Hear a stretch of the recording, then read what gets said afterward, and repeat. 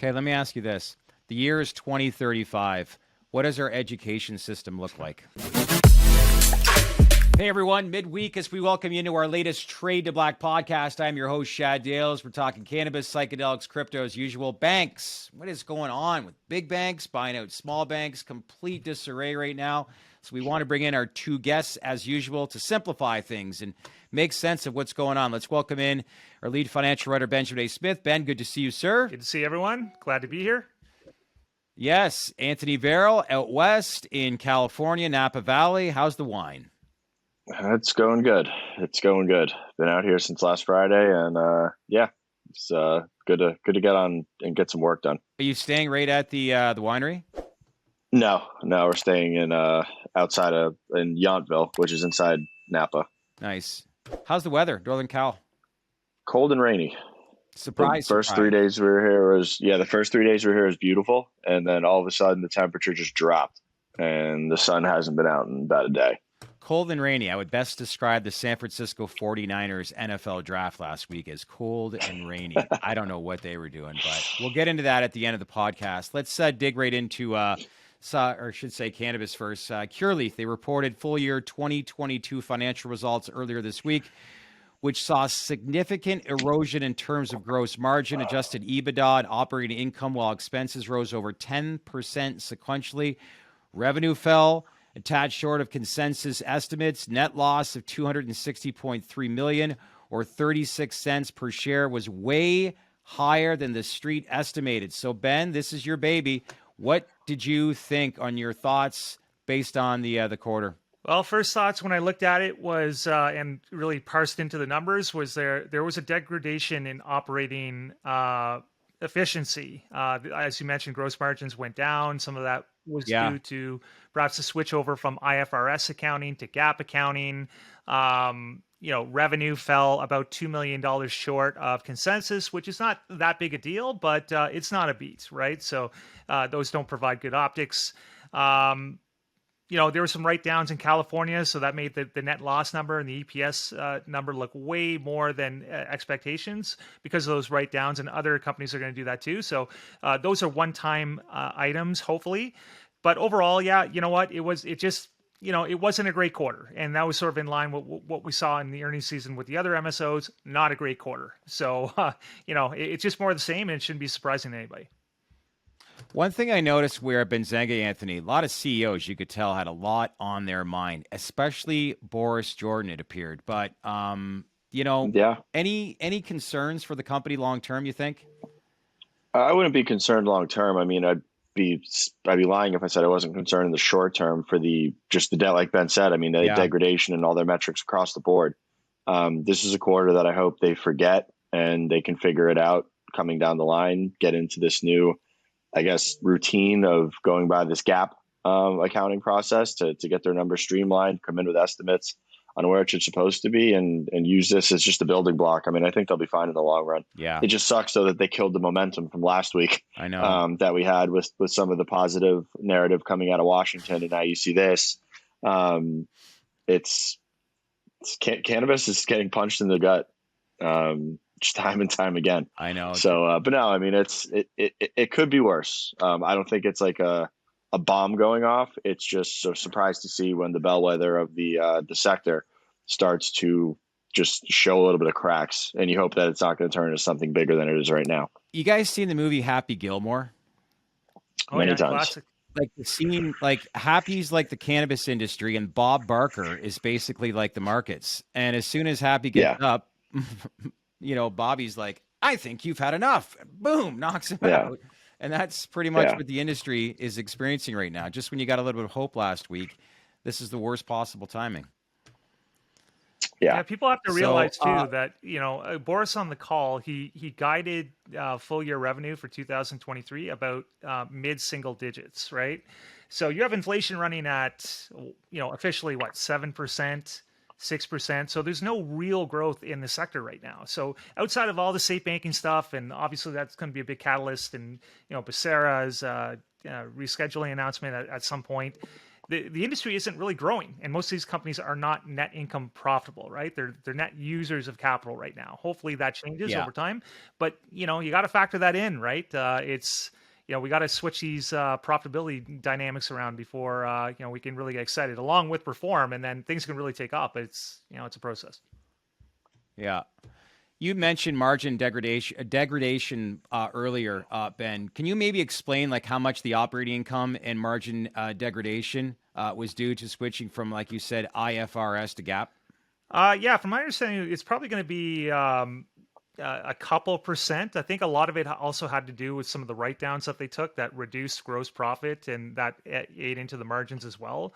The big difference between IFRS and GAAP is the framework based on like legal authority, and whereas IFRS is more of a principles based approach. So GAAP is known to be a little bit of a stricter accounting model, and it will calculate such things as operating interest expenses differently than IFRS. So by switching over to GAAP, they went to a more stricter model, air quotes, and that probably took down by itself, margin by 2 or 3%, gross margin. Yeah, makes sense. So, Anthony, you mentioned like more of a concern short-term versus long-term pertaining to the company. Last week, there was news that saw some momentum for the industry pertaining to safe banking. A little bit different this time with the bill being introduced, getting bipartisan support. We had a conversation last week with Matt Hawkins, who gave his take on it all. But you were away. I haven't gotten your feedback yet, but did you see the news? And if so, like, what's your thoughts on it all? I mean, I did. I did, and it made me laugh because it kind of matched the narrative that I've been saying from the beginning. I'll let it take a leg up and then start to act. I mean, that day, you texted me and you were like, yeah, like we've talked to had some good conversations. It seems like it's for real this time. We saw MSOS scream. I know it was up about 13.5% intraday. It faded into the close, and I think it closed a little bit lower than 6% up on the day. I'm still in my same camp. I love the news that's coming out. I hope it's for real. It could be for real, but I'm going to wait until there's some sort of concrete resolution or signing on the dotted line to act. I think that's accurate. What was your thoughts on some of the feedback Matt had in our conversation last week, Ben? Talked about this is different this time, like I said, with bipartisan support. Yeah, I'm with Anthony on this one 100%, 1,000% actually. We've been burned by this several times.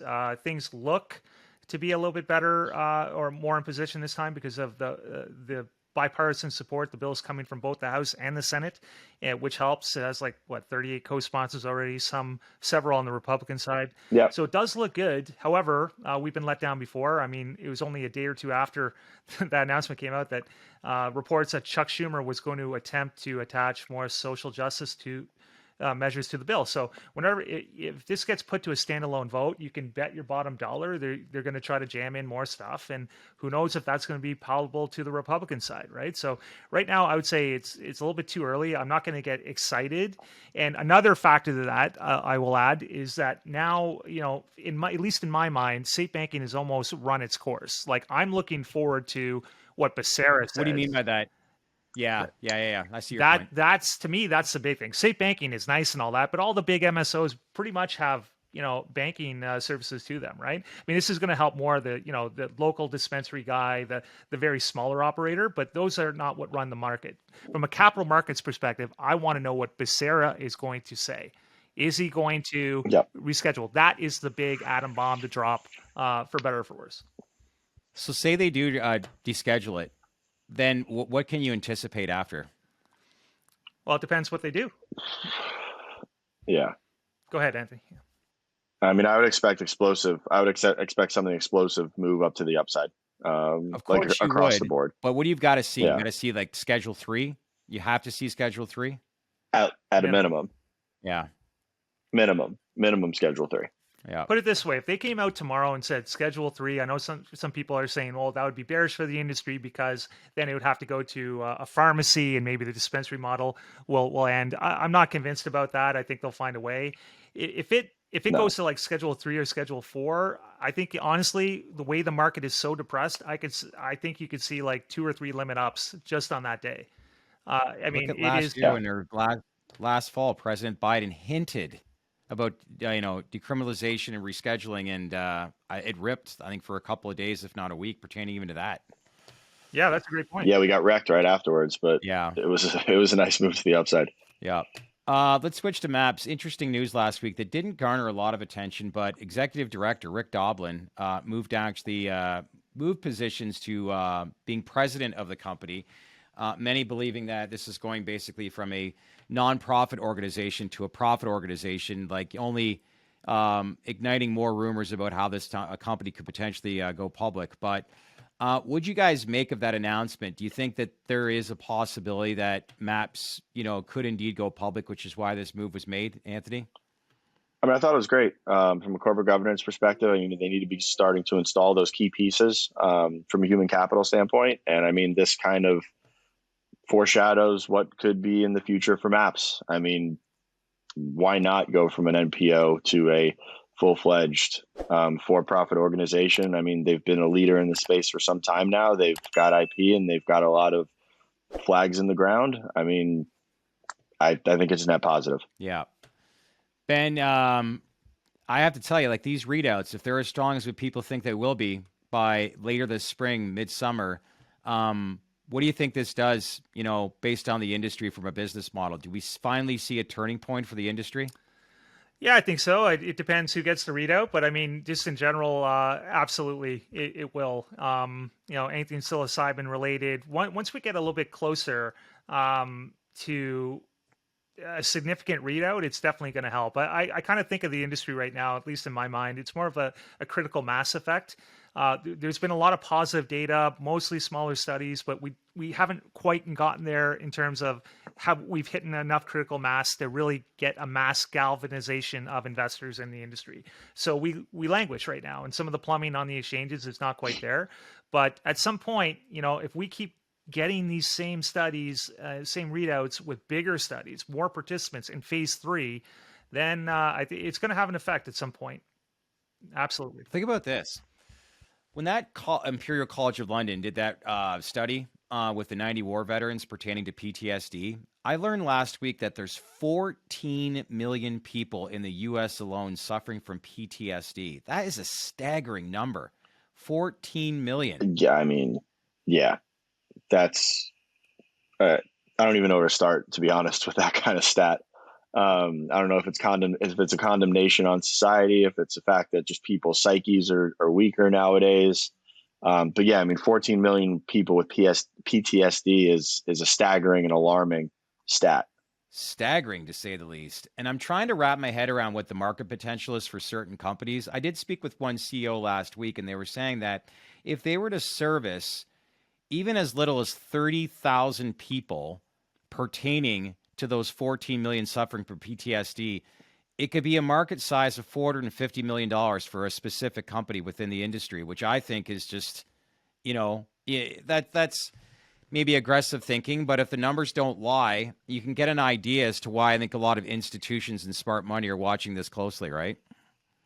Yeah, I mean, there is. I mean, there is. I mean, obviously, with the pharma model now, it's more so on a recurring revenue basis where people are just on these SSRIs, benzos, et cetera, for life. With psychedelic assisted therapy and with the therapies that they want to bring to market to assess things like this PTSD. I don't want to call it an epidemic, but I guess problem. They're high cost up front, and hopefully they cure it. They're curative versus a ongoing therapy. Yeah. My podcast last week or earlier this week was Zappy Zaplin, Ben. He indicated that we're going to need about as many as 50,000 therapists within the next 2 years. Dr. Roger McIntyre, CEO of Braxio, is saying that we have a shortage of 2 million therapists worldwide. Where does one even start and begin and making sure that we're getting this trained in a timely fashion? Well, I think you start with what some of the public companies are doing, like Numinous, through the Numinous network. You start by recruiting, and I'm glad they're getting out in front of it. Numinous isn't the only one. I believe there's another company doing this as well. But regardless, the Numinous network recruiting physicians who are in mental health care, not necessarily psychedelics, but transitioning, offering them a course to transition into psychedelics, and then helping them to establish their own clinic, providing support, materials, branding, and so forth. So I think that's where you start. If you want to get to that number, you have to train existing psychiatrists, psychologists, right? And now is a good time too, because there's no official course. I don't think there's any official like curriculum from the physicians regulatory body that regulates it, right? So hopefully they can make transition with tens of thousands of therapists, and then by the time it gets approved, it's ready to go. Yeah, I think this is where you leverage AI.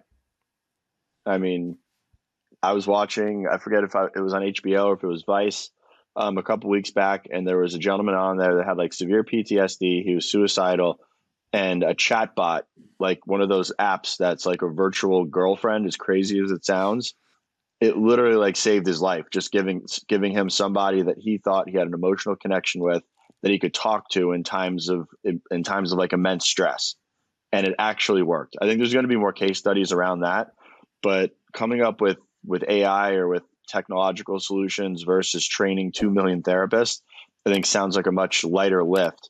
Yeah. So, I mean, I think that you're going to start to see, especially with the shift in AI right now, bringing in AI to a certain level as far as a therapeutic aspect of it goes. And these aren't like old school computer voices. These are actually like real human voices. Oh, yeah. You're talking to a person. Mm-hmm. How about that story you did earlier this week, Ben? Hollywood directors saying that AI movies will be in Hollywood within 2 years. A story that we posted in the Dales report. But man, AI is advancing fast. Well, if you saw Grimes, the artist, who I'm pretty sure was the one that was married to Elon, came out with an AI platform 2 days ago where they loaded up her voice into the algorithm, and artists are free to use her voice to create their music. And then they get the rights. She'll do distribution, basically turning her voice and her real IP into an algorithm for people to use. Wow. Well, so that's where we're going. We talked about PTSD, depression. Here's a stat for you. 3 years ago, the amount of trials pertaining to psychedelics in the U.S. related to the FDA, the amount of human trials that were taking place towards depression was 0%. Today, 3 years later, in only 3 years, it's now 25% of all clinical trials, human clinical trials pertaining to depression, pertains to the psychedelic industry, which really blew my mind when I learned that stat last week. Yeah. I mean, it's everywhere. Yeah.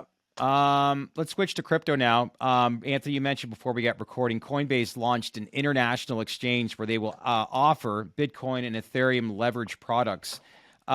Explain maybe further into depth as to what this means, the importance of it all. I mean, so leverage products are not a new thing in crypto. There's plenty of exchanges that have them online. However, none of them are U.S. based, as U.S. regulations don't allow for leveraged crypto products to retail and general consumers. But I mean, I think this is a much bigger statement from Coinbase because they don't necessarily need to be in the leveraged product space. I think this is showing the U.S. government and the SEC and the CFTC that, hey, we are very serious when it comes to, we might take the entire operation and take it offshore. I think this is a first step in that direction.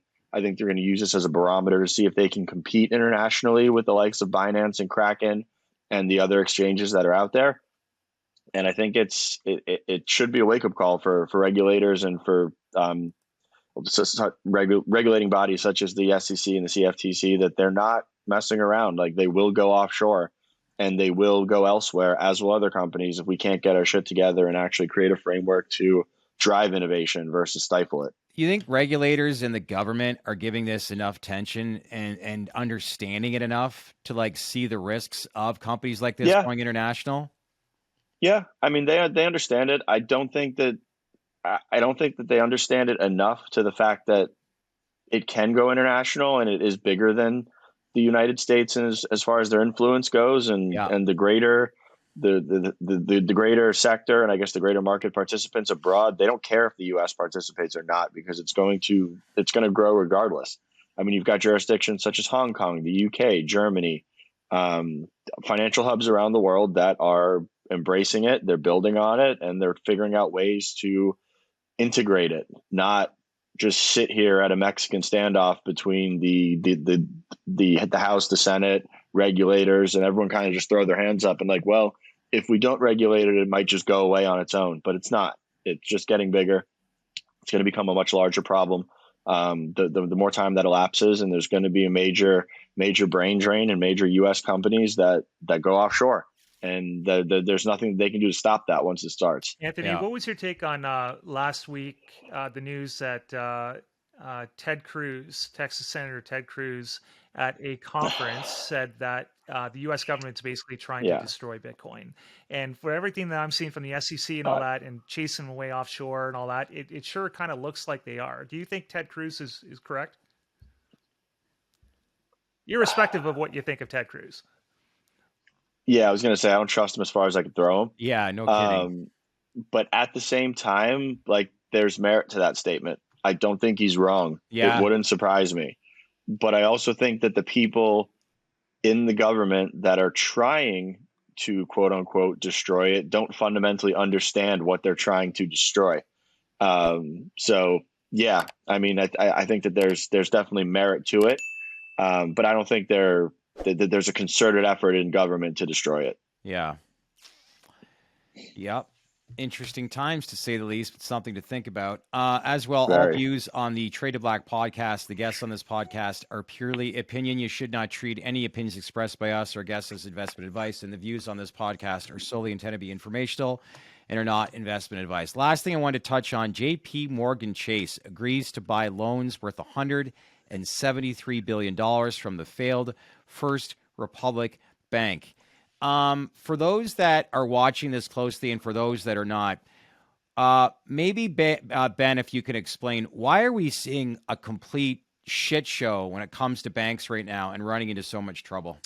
Yeah, I think one of the main causes for that, it's multifaceted. One of the main causes is the ZIRP interest rate policy by the Fed, which basically caused a lot of the banks to invest into their bond portfolios. And now that the interest rates are rising, they're taking, 15, 20, 25% haircuts on those portfolios. So their capital reserves are a lot less than versus their lending base, right? So they can't lend out as much, for example, to generate income on the interest side from loan generation, things like that. So it's becoming a problem, right? And some of these banks are blowing up, and here you see, some of the big banks like JP Morgan coming in, swooping to the rescue.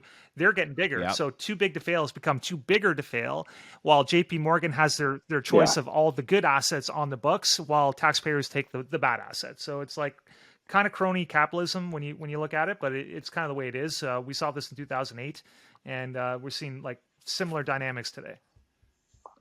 All by design, right, Anthony? Yeah, I mean, it's the way the system's built. I mean, Jamie Dimon just got $170 billion worth of assets for pennies on the dollar to do a good deed and take it off the balance sheet. I mean, this was a stock that was at $130 3 months ago. They're a good bank. I mean, they're a quality bank as far as their customers go in the U.S. I mean, it's a lot of affluent and high net worth individuals that bank at First Republic. They're not banking 10 mortgages to strippers like you saw in the 2008 financial crisis. I mean, this was a sound financial institution, and now they are completely defunct. I think that there's a confidence crisis in smaller banks. I mean, people are taking their money out in droves. I mean, me personally, I wouldn't be keeping my money in a small bank right now. I don't even like keeping my money in banks in general. In the States, just knowing what I know about the actual system. So, I mean, this is by design. I mean, Powell knew that he was going to raise rates aggressively and break things. He happened to break the lower end of the U.S. financial institutions, being those smaller SMBs, and the big boys are going to pick them up. I mean, if you look at real estate, there's a reason why Blackstone just raised the largest real estate fund in history. And it's going to be because once these banks start to market their CRE assets, which include multifamily, they're not going to be able to keep them on the books because they can't service any of the debt and they don't want to carry the assets. So Blackstone's going to come pick them up. Wells Fargo will come pick them up. They'll be on sale to the to the other institutions. I was reading an article this morning before we jumped on. There's I think it's Pacific Avenue in San Francisco, used to be one of the most expensive commercial real estate streets in the country. There's a building there that was worth about $300 million 2.5 years ago. It's about to sell for $60 million. Why the drop off? And because no one wants it. No one wants it. Vacancies in San Francisco are at an all-time high. No one wants to live there. No one wants to work there. Well, some of the cities, like my wife works in design for all these high-rise buildings, and she was saying like they deal with the major banks. 40% of downtown Toronto is occupied right now. Even Jason Raznick was telling us in office buildings in downtown Detroit's barely at 50. That's not changing. Yep, that's not going to change. It's a trend. It's a paradigm shift that happened to be a result of COVID. And I don't think it's going to go back anytime soon. Continue because of AI too. Now you're seeing all the job losses everywhere from IBM, who are not replacing 9,000 workers and all that. So it started by COVID, and now things like ChatGPT, automation, it's going to ramp that up higher. ChatGPT has just it became mainstream like in a hurry overnight, and that's just a sign of things to come. Yeah, an example of that, just to pick up on that narrative, Shad. Chegg, CHEGG, a company that I think it provides tutorial services to students. They saw a 37% drop. I believe it was sequentially or year over year. I can't remember, but a huge drop off in revenue because everybody's going to ChatGPT. Everybody's asking them questions and all that. They don't need tutors, right? And that's just the start of it, right? So there's a big paradigm shift coming in the world, and it's both exciting and scary at the same time. Okay, let me ask you this. The year is 2035. What does our education system look like? All yours, Anthony. Yeah, I mean, I think that AI in the short run is going to seem like a hurdle, but in the long run, it's actually going to make people much more efficient that learn how to use it. It's just like the internet, or it's just like blockchain. Yeah. I mean, people that I know right now that learned blockchain, that understand blockchain, and that have utilized it have net made much more money than the ones that refuse to adopt the technology or interact with the ecosystem. I think AI is going to be the same way. You're going to need to learn how to use it, learn how to leverage it, and make yourself a more optimized member of society.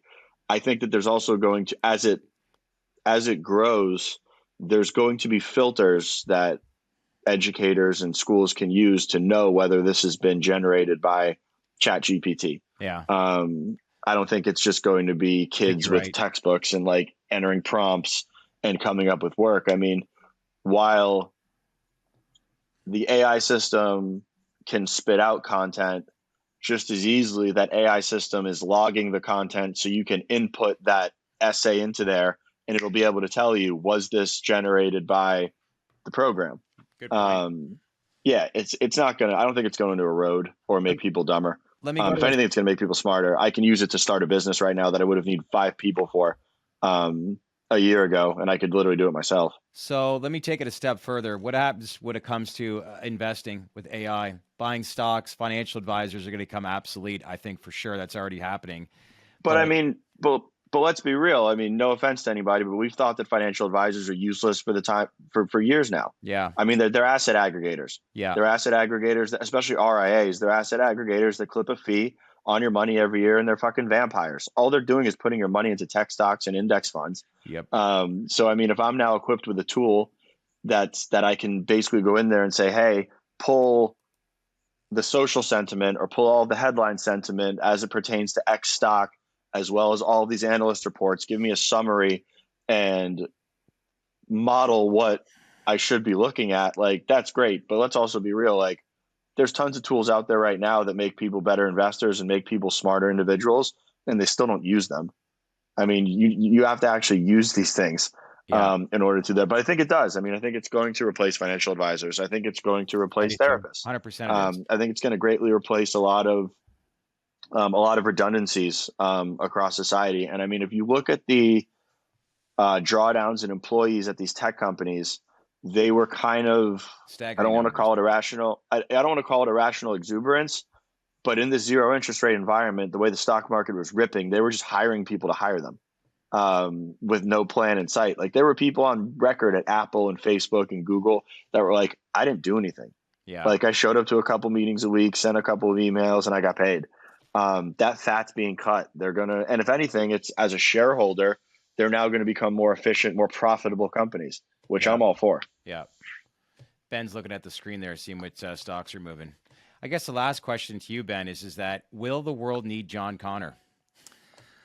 I know that's an exaggeration, but the thing that makes me unsettled about AI is before every generation of technology that came apace, that was developed, helped human productivity, right? So when we had like electricity, that replaced candlelight. When you had running water, that replaced going to your well. When they created the tractor and the assembly line, that made humans more efficient. Yes. This generation of AI, the difficulty here is now AI is better than humans, right? So I think it remains to be. It's not in a lot of ways, not every category, but in a lot of categories. So programs can program themselves now, and that's coming. AI movies. You see the trailers on Twitter, right?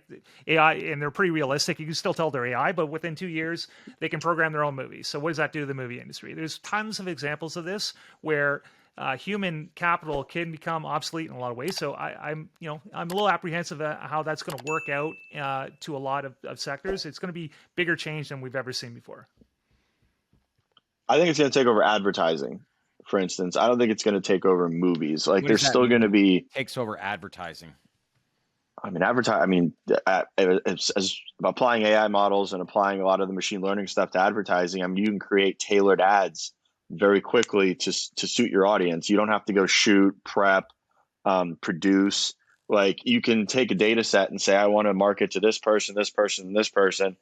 The algorithm can spit out ads quickly, almost in real time. If something's not converting, spin up another one and just put it in. You don't have to go call Chris Rock or Kevin Hart to come shoot another ad and have all of that capital expenditure. It's sort of anecdotal really here as well, but I know somebody who works at Netflix. He's an animator. He actually draws all the characters by hand, sketches. Yes, they still do this for some of the Netflix cartoons. And he was telling me the other day that of a cast of about 50 that works on each individual cartoon program, he expects that to go down to about 5 or 10. Like you're going to need humans, you're going to need somebody to put together to proofread the script and to change it up, to optimize it a little bit. But he's like, he can already see it coming. That casts are going to be, at least in his industry, are going to be dwindling by a lot. So this is the type of thing that we're going to see. I'm not saying you should embrace it or it's not good. It just big huge changes are coming within the next 5, to the next 10 years. Speaking of big changes, the Toronto Maple Leafs, the first time in 19 years, win a playoff round. And in your own backyard, your Florida Panthers, Anthony, defeat the 135-point Boston Bruins, setting up a round 2 matchup. I like the Leafs in 5. I think you're out of your mind, but I'll respectfully friendly little wager. Disagree. What should we wager on? I think it's going to be the Cats in 6. Cats in 6. I'm saying the Leafs. You want to take that bet, Anthony? I'll take that bet. Leafs in 6. Hey, everybody, leave a comment below and let us know what you think we should bet on. Want to hear from you. Let us know what this bet should be. We'll make it happen. I'm picking the Leafs in 6. You're picking the Panthers. You guys don't know. You guys don't know what it's like to get out of the first round. This is uncharted. This is uncharted territory. You definitely have the best player in the series with Matthews. Did you see how they're was it DeSantis or whatever, the Florida Panther organization is basically, you have to be a U.S. resident to purchase tickets for round 2. They don't want this to be infiltrated by Leaf fans everywhere. Oh, have you ever been? You've probably never been to a hockey game in South Florida. We went. Yeah, we went to the Panthers game. Great sports. When there's the Oilers or the Oilers or the Leafs, there are tons and tons of Canadians in that stadium. It might be. There's a ton of Canadians with U.S. residency down there. They are. Oh yeah. They're coming regardless, but. You know what? You don't ever want to say, yes, we don't want to play Boston. Yes, Florida won, but man, Florida had to beat Boston. So that's got to be a lot of confidence building for them. Like that, they played well the other night. Tons. I mean, they had a couple of overtime wins that they needed to pull off. I mean, that game 7 speaks for itself. They're rolling. They're rolling. Yeah. Benny, tune or leave, somebody. Yeah, I'm with you on this, Shad. I will take that bet, Anthony, off camera if you want. I like the Leafs here. I just can't bet on Bob. I saw Bob last year get absolutely destroyed by Tampa Bay, and he's on the downside of his career.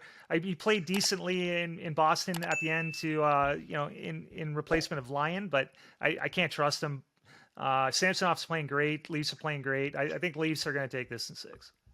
All right. We'll see. I like your thinking, buddy. All right. Listen, enjoy the rest of your trip. We'll check back in with you guys later this week. Thanks. Awesome. Talk to you soon. Hey, everyone. Thanks for watching. And if you want to learn more about the emerging industries that we cover, then leave a comment below and let us know who you want us to interview, the questions you want asked, and the information that you want to learn. We want to hear from you. As usual, click on that bell for all notifications to get the latest information. Share this video with your network, and don't forget to subscribe to our channel because we would not be here without you. Thanks for watching, everyone.